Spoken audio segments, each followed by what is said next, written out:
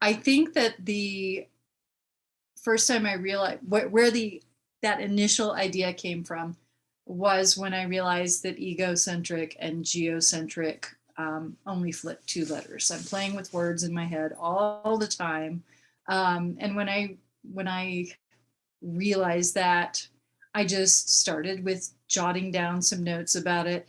Somewhere there is like probably a page of like no line breaks, no attempt at poetry, just phrases about what geocentricity means versus what egocentricity means.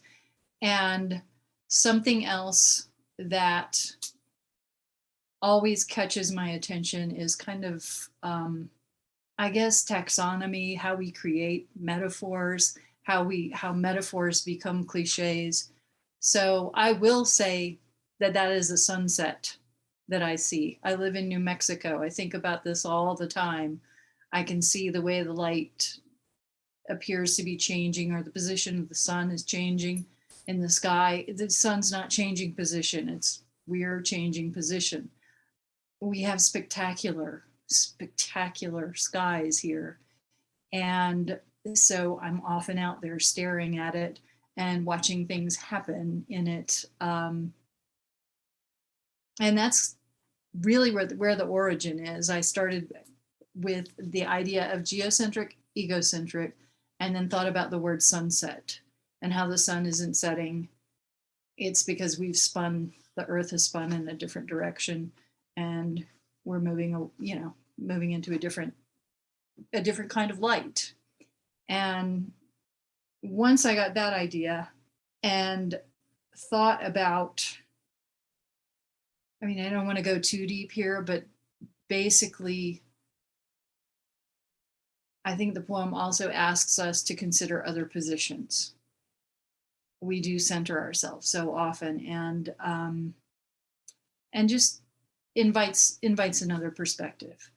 I usually write narrative poems. This one isn't based on narrative.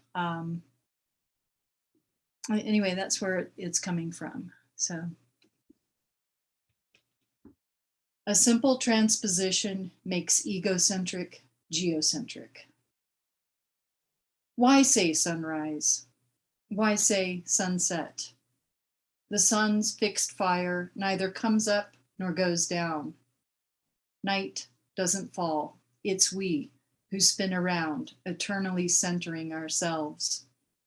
If we need a body to orbit us, we have the moon, always whole and always full, if not always sunlit, thus visible to the naked, needy eye.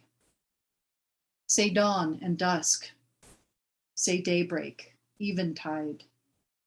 Notice in twilight, the line we call horizon reveals another lie. The sky's not limited to blue. Say dayspring, say gloaming, say first or fading light. A simple change in point of view can right the way we look at life.